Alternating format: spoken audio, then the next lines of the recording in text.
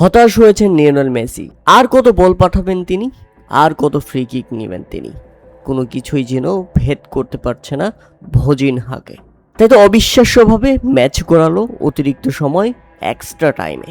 অবিশ্বাস্য হলেও সত্যি, কেপ ভার্দে বর্তমান চ্যাম্পিয়ন আর্জেন্টিনাকে এক্সট্রা টাইমে নিয়ে গেলে।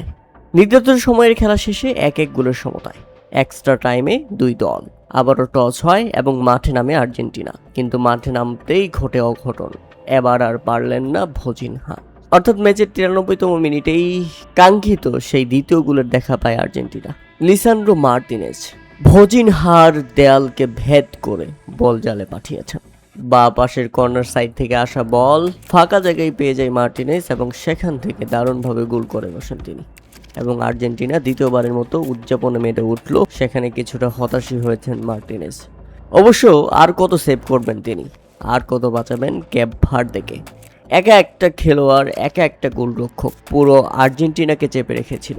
কিন্তু একজনের পক্ষে কতই বা সম্ভব। তবে এখানেই শেষ নয়, খেলা এখনো বাকি। আসল ম্যাজিকটা তো দেখিয়েছে কেপ ভার্দে 103তম মিনিটের মাথায়। কেউ কল্পনাই করতে পারেনি কেপ ভার্দে এইভাবে কামব্যাক করবে।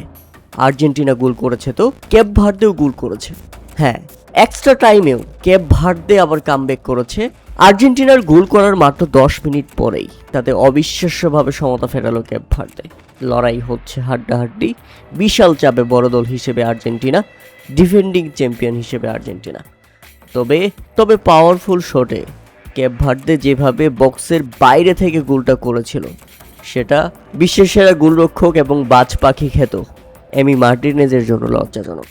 তবে এটা সত্যি দুঃখজনক। ম্যাচের 111তম মিনিটে আত্মঘাতী এক গোলে পিছিয়ে পড়ল কেপ ভার্দে। হ্যাঁ, আবারও গোলে আর্জেন্টিনা। ম্যাচের 111তম মিনিটে তৃতীয়বারের মতো এগিয়ে গেল আর্জেন্টিনা।